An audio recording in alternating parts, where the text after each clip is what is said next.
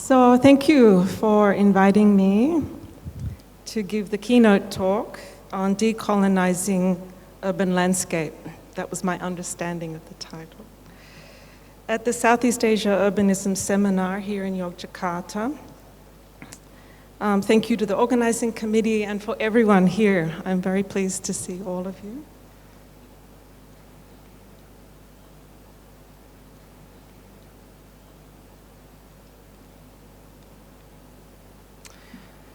So I would first like to make a change to the title of my talk. By adding Southeast Asia into the title, I am bringing it forward. While I know that the term Southeast Asia is a colonial territorial imaginary and it is laden with power, I also know that to be post-colonial and decolonial means that I must be situated.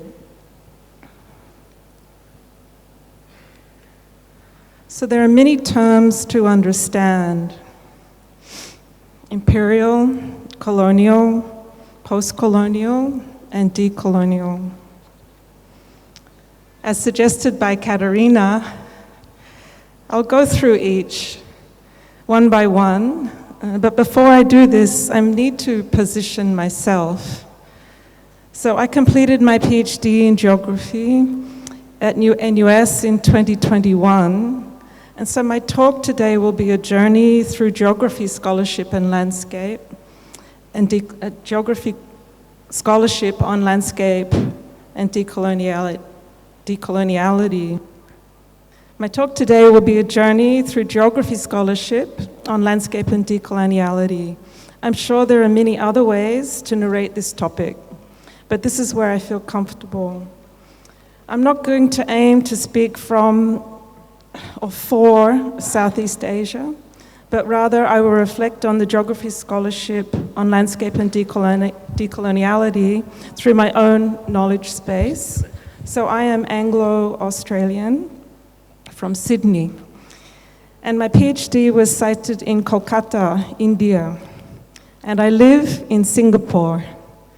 So what this means is that I know a lot about the British colonial project, but less about the Dutch, Portuguese, Japanese, and American colonial projects in Southeast Asia.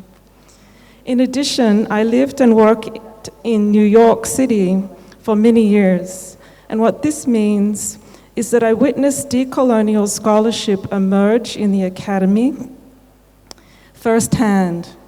And as I will show, the decolonial research program has emerged principally from Latin American studies, settler colonial contexts, and indigeneity contexts over the last few decades. And it's now found its way to Southeast Asia, it seems. So what shall we do with that? What can we do with that? To begin, to set things up so I can answer these questions, I will narrate the key terms here, borrowing heavily, with her permission, from geographer Jane M. Jacobs' book, written in 1996, but still relevant, completely relevant today, titled The Edge of Empire, Post-Colonialism and the City.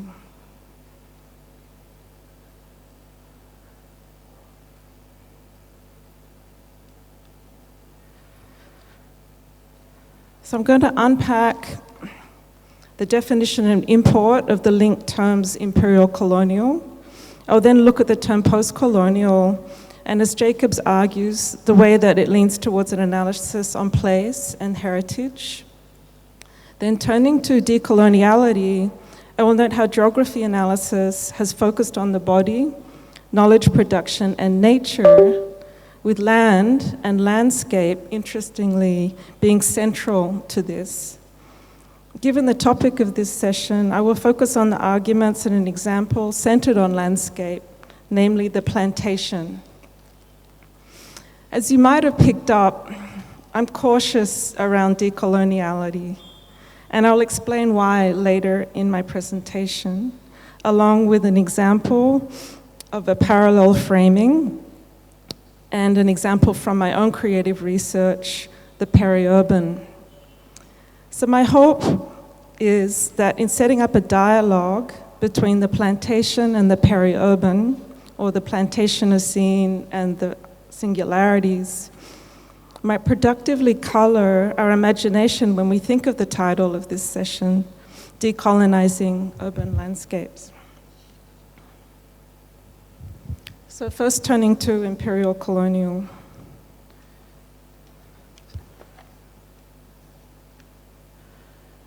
So as Jacobs argues, Edward Said provides a useful distinction between colonialism and imperialism. Imperialism he defines as the practice, the theory, and attitudes of a dominating metropolitan center ruling a distant territory.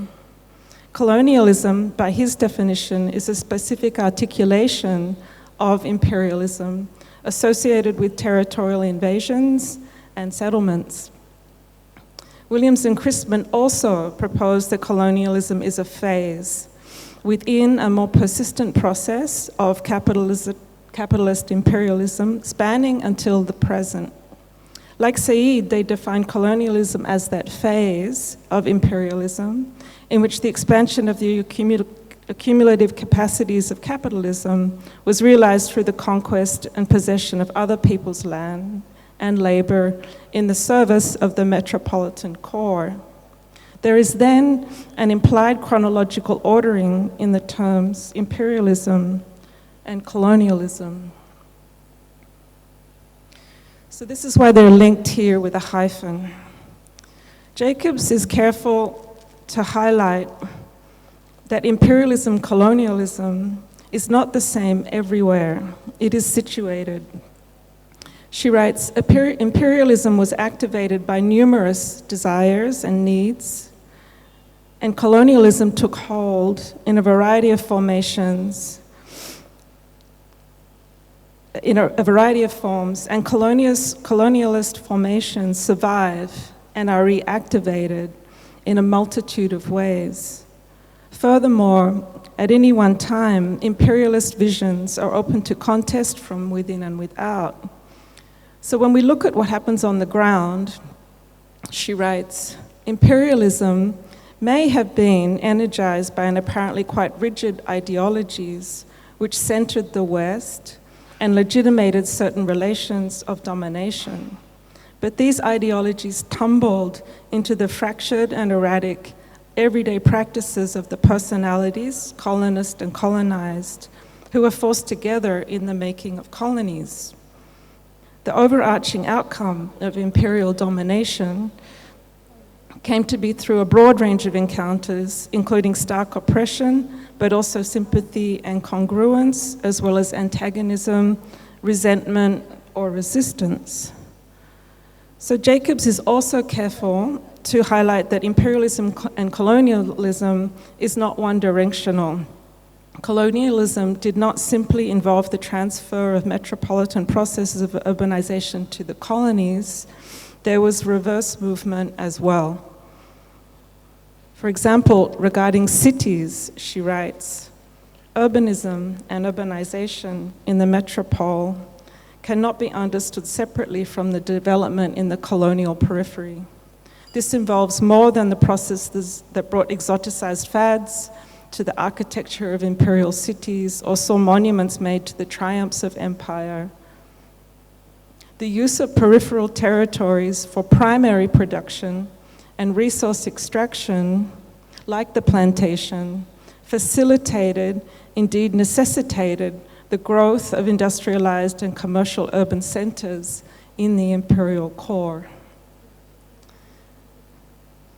So then if we turn from imperialism, colonialism to the term post-colonial, post-colonial has two meanings. The first, it refers to political status, the end of colonial rule. We all know this. The second meaning of post-colonial refers to the fact that while there has been many ends to colonial rule around the world, imperialism lingers. It lingers where it has always been, as a kind of general cultural sphere, as well as in specific political, ideological, economic, and social practices. For example, diasporic groups, citizens of newly independent nations, and indigenous peoples still face the force of neo-colonial formations and live lives shaped by the ideologies of domination and the practice of prejudice established by imperialism. So this second meaning of post-colonial, its lingering, is more complex, but also more important, especially if we want to understand the term decolonial. For decoloniality can be thought of as an extension of post-colonialism. The second meaning of post-colonialism is therefore best conceptualized, and this is a definition, as an historically dispersed set of formations which continue to negotiate the ideological, social, and material structure of power established under colonialism. So this is often manifest in the micropolitics of place, in which colonialism and post-colonialism cohabit. And this brings us to heritage.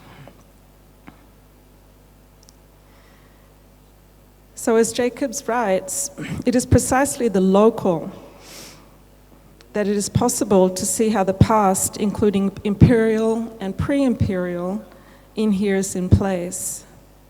A pertinent example of this is given by places that are designated as heritage, such as historic buildings and other cultural sites, including landscapes.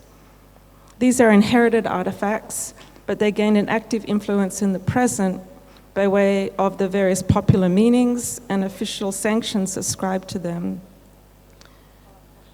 As Jacobs argues, the making of heritage is a political process. And I'll explain this argument. Which places do or do not become part of heritage, and what transformations places undergo in this process of recognition is a key arena for combative struggles of identity and power.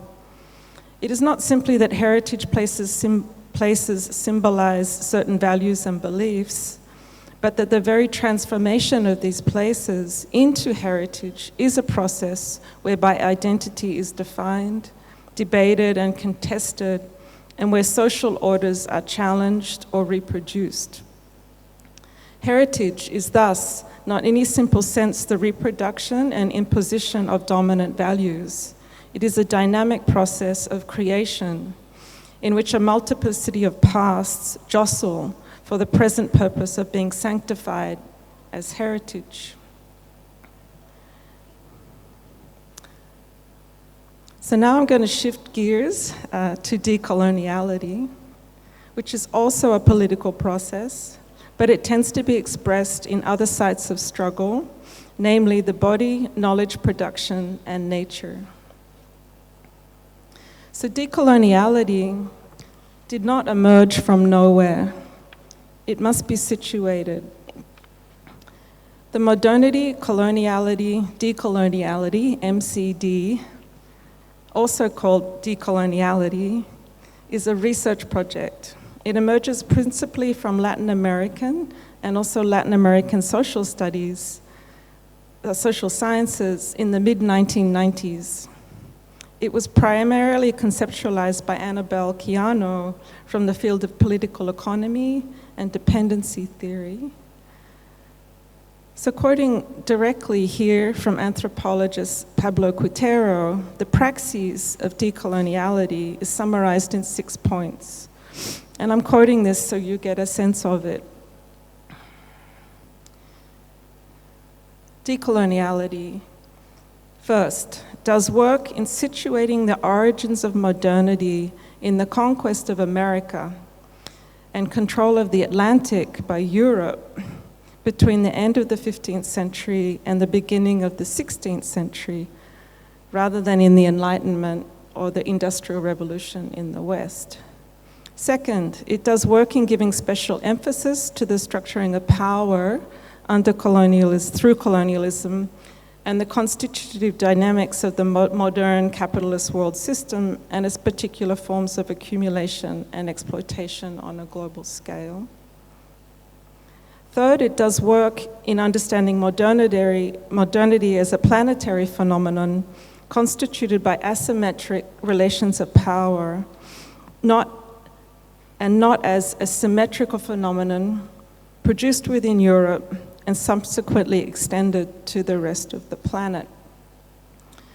Fourth, it does work in considering that the asymmetric power relations between Europe and its others represent a constitutive dimension of modernity and therefore imply a necessarily subalternization of the practices and subjectivities of dominated peoples.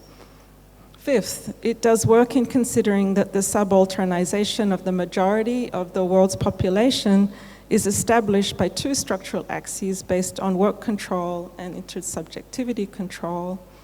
And lastly, it does work in designating Eurocentrism, Occidentalism, as the specific form of production of knowledge and subjectivities in modernity.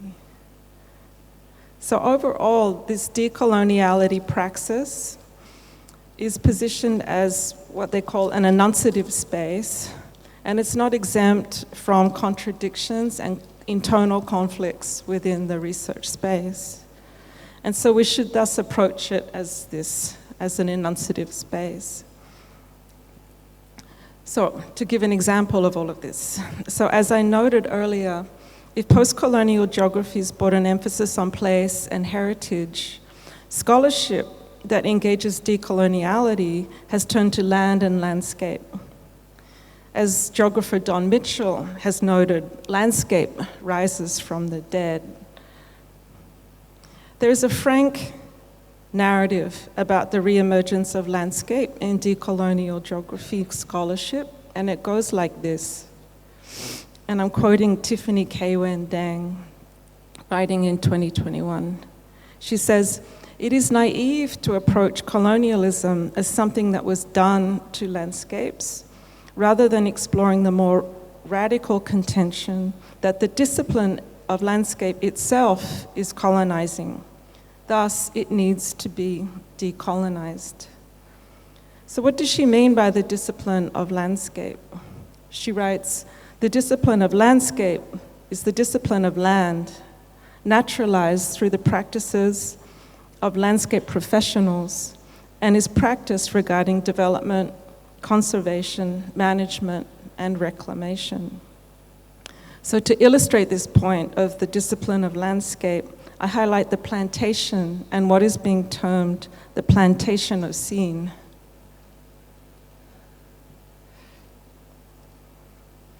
And to do this, I turn to the geographer Wendy Walford, writing in 2021-2024.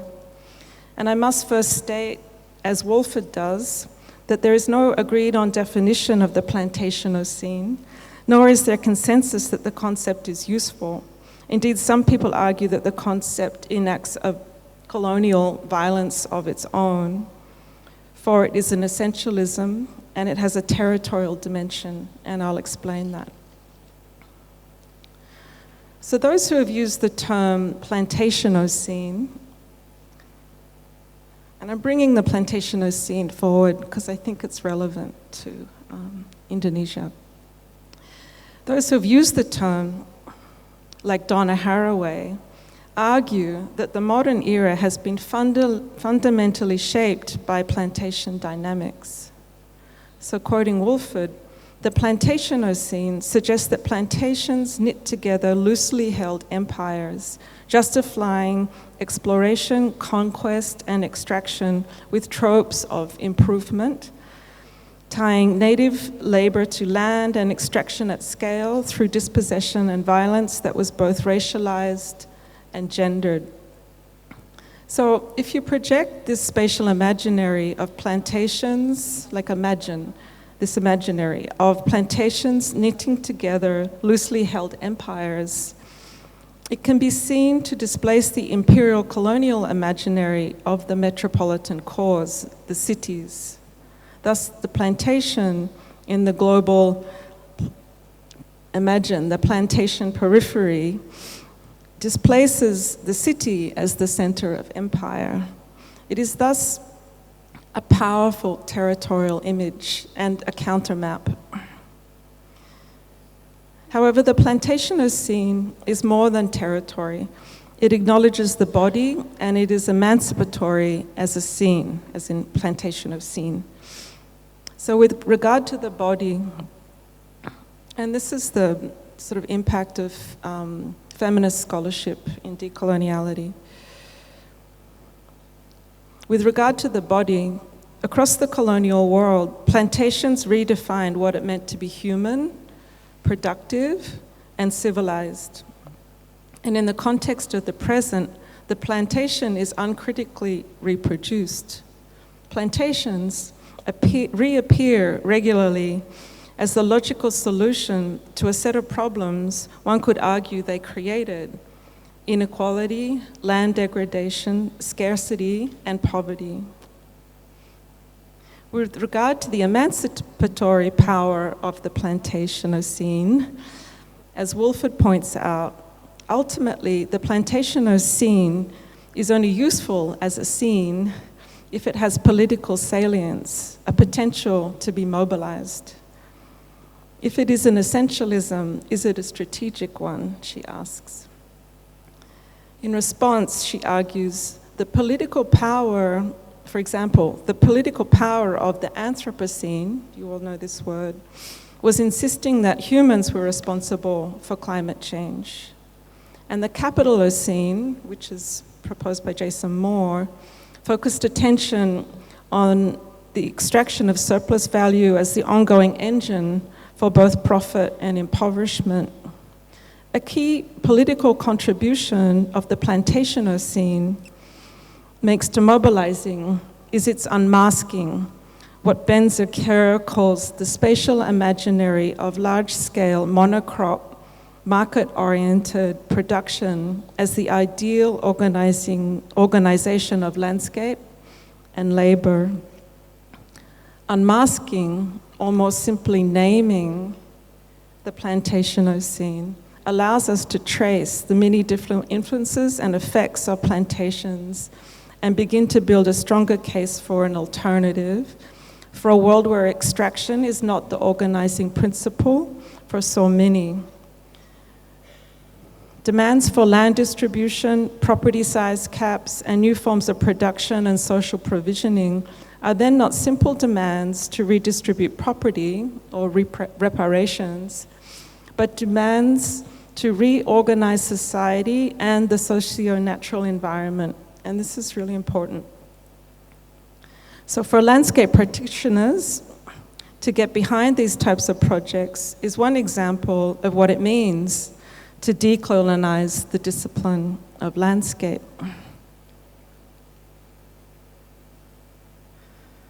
So in sum, quoting Sarah Radcliffe, pursuing decoloniality brings into focus the violence and dispossessions of modernity coloniality, the epistemologies and knowledge production that counter them, and the associate politics of accountability. And it's at this point that I pause. And I pause not because I disagree that the discipline of landscape itself is colonizing, and that the practices of many landscape professionals could be reimagined through decoloniality praxis, as in the example of the plantation scene. After all, in addition to being a geographer, I'm also a designer. I teach students to project possible futures responsibly. I pause because decoloniality sometimes overemphasizes the relevance of history. As geographers Andrew Curley and Sarah Smith state, it limits what we can see by insisting on a historical vision that maintains European agency, even if rendered as a problem. I also pause because I want to reflect on another productive critique of power, one that does not put imperial, colonial, or Western modernity as its center. And as suggested in my discussions with Jane Jacobs, I'm going to briefly reflect on the scholarship on alternative modernities. The concept of alternative modernities was put forward by Dilip Parmeshwar Gaonkar in the late 1990s in India and North America. And therefore it's the same era as the Decoloniality Research Project. Alternative modernities holds that modernity is a questioning of the present, and that modernity always unfolds within specific cultures or civilizations, and that different starting points to modernity lead to different outcomes. To think in terms of alternative modernities is to admit that a modernity is inescapable and desist from speculations about modernity's end. Modernity today is global and multiple and no longer has a Western governing center to accompany it. I can state here that this is part of my story. Some of the scholars that launched the Alternative Modernities Project were at my previous university, the New School in New York. Arjun Appadurai, Ben Lee, and Tim Marshall launched the India-China Institute in 2004, and I was a fellow in 2010. And so this is where my research in Asia began. It began in a questioning. And so this is why I have clarity on this topic, for I'm part of a community of scholars that have been decentering the West, in the decentering the West conversation for over a decade, and for many of them, 2 decades. In current scholarship, I'm not alone in this pause on decoloniality. Geographer Tariq Jazeel, writing in 2017, I think he's from Sri Lanka, teaching in the UK. He framed a response to the challenges of decolonizing geographic knowledge and praxis. He argues that such work unwittingly disfigures the precise contours of the places and socio-spatial formations on which geographers, and I would also add creative practice researchers, work, drawing them into implicit and reductive forms of comparison. In response, he offers a manifesto for what he terms incomparable geographies through the lens of what he calls the singularity, or towards the particular. Jazeel also terms singularities as fragments or frictions, referencing the work of anthropologist Anna Singh. What the prism of singularities offers me is the possibility of the infinite and the unknowable, for it does not align with modern solutionism, which often erases other histories, and also often erases the unruliness of both nature and people. This is especially important in an age of climate change, slow violence, rupture, and transitions. Jazeel describes the temporality of singularity as follows, and I highlight this because it's not a logic of progress. It's not a linear emergence. The singularities, particular fragments or frictions, whichever word you want to use, to which he is referring, are simultaneous with one another. They are relational too, but they are discontinuous with our conceptual systems. We do not have the language for them, which is not to say these singularities have not yet emerged. They exist, but in radically different epistemic domains. This is what makes them singular and incomparable in the concept world we inhabit. And I think this speaks better to Southeast Asia urban landscapes today.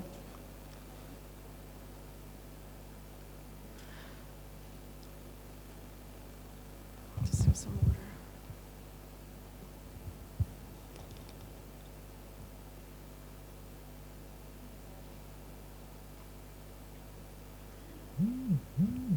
So, rather than decoloniality, it is within this lens of singularity, of frictions, fragments, that I feel more comfortable in situating my research project on the peri-urban cartographies and enacting peri-urban practice. Just here.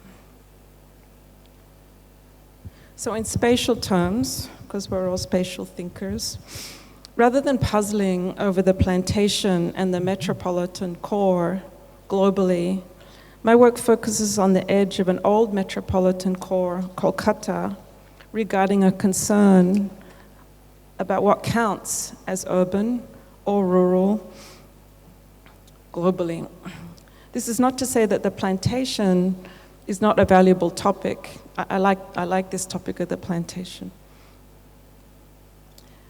But I'm putting forward my research on the peri-urban here to set up a dialogue between these particular landscapes or disciplines of landscape.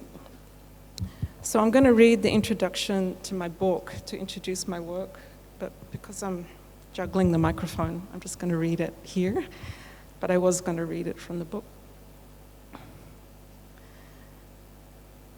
So in India, as elsewhere, urban edges are often positioned in a developmentalist framework, which assumes a pre-existing rural is in transition towards something that inevitably becomes urban. Recent scholarship has started to question such teleological assumptions and offer more complex renderings of notions of urban edges. My book takes up this challenge. In doing so, it pushes back on practices and assumptions that insist on a dichotomous reading of an idealized urban in relation to an idealized peri-urban, like developed versus undeveloped, complete versus incomplete, or privileged versus disenfranchised. Instead, the book argues that a hybrid urban-rural conditions and urban edges more generally are best thought of as in-placed.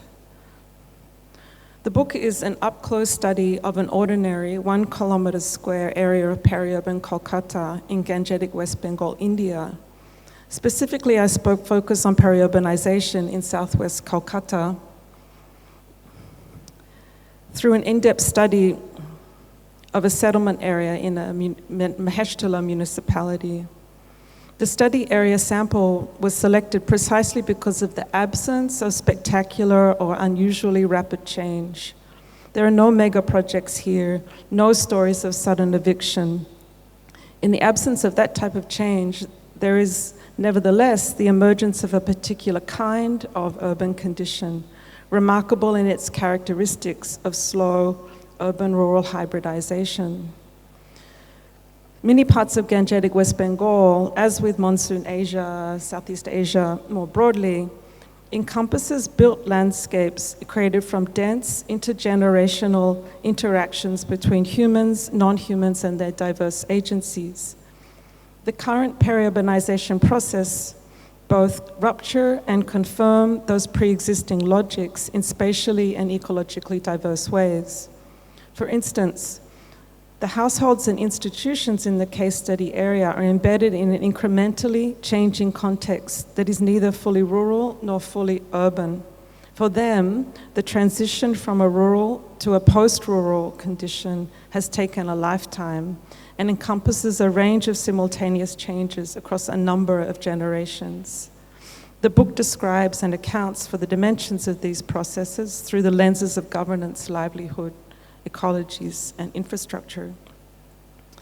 Additionally, the book takes a radically literal approach to in-place scholarship of contemporary settlement conditions, and this is where the singularity comes in.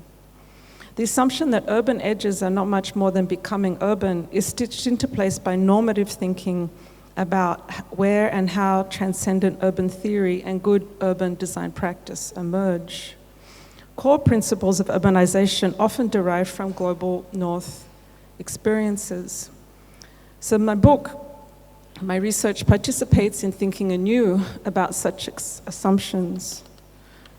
Geographer Jennifer Robinson maintains that cities in the global South have long been rendered off the map of widely circulating approaches to contemporary urbanization. In response, I purposefully shift attention from the almost urban towards a larger collective and comparative project, learning from multifaceted kinds of urban. The book offering is more than just another instance, another isolated case study. It is a situated contribution to a newly invigorated urban comparativism. As geographer Jacob Jacobs reasons, complex, in-place renderings of urbanization are needed, which I think this is what this conference is doing, in order for comparativism to be meaningful. So while it's important to engage the term peri-urban, it's also necessary to move away from it.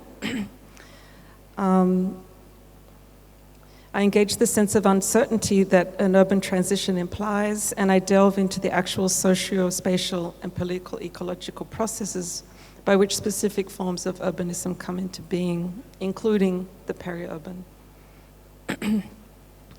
So in my work, central to grasping the temporal and spatial aspects of change and transformation in the case study is a methodological commitment to the visualization of process, because I'm a designer and I can draw. So to do this, I do it through the tradition of counter cartography. That is, I show how the study area has been rendered and I re-render it. For example, I undertake a close reading of the colonial maps and reports of Gangetic West Bengal from the 1800s to the mid-1900s. And in particular, I look at colonial drainage works, projects, and the colonial project of establishing cultivated and uncultivated land. In all instances, I map the 1 kilometer square study area into various visualizations, modern and colonial. What I reveal are the ways that the big spatial ideas, like the colonial permanent settlement, have been built upon and have shaped the settled rural of Gangetic West Bengal. But in my re-rendering, I describe the elements and characteristics of drainage through empirical data of drainage in fields, jungle and land, village property, and the urban land market. The presentation of perspectives on these imbroglios is from the household. It's in the book, it's presented in chronological order. However, they can also be thought of as occurring simultaneously. So my empirical research seeks to unfold or disentangle how changes were made and the forces which are at work to either diminish or consolidate their presence.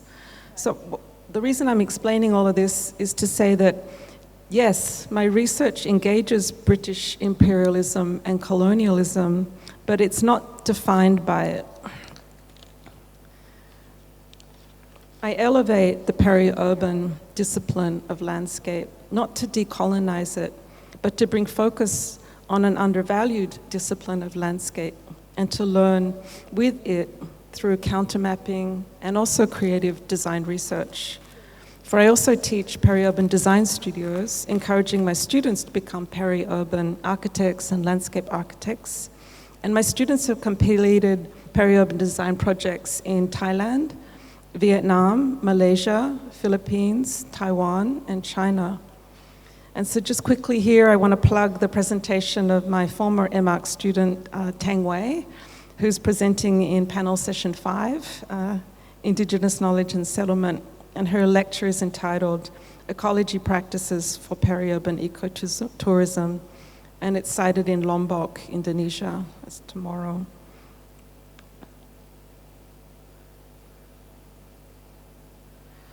So in sum, I'm wrapping up.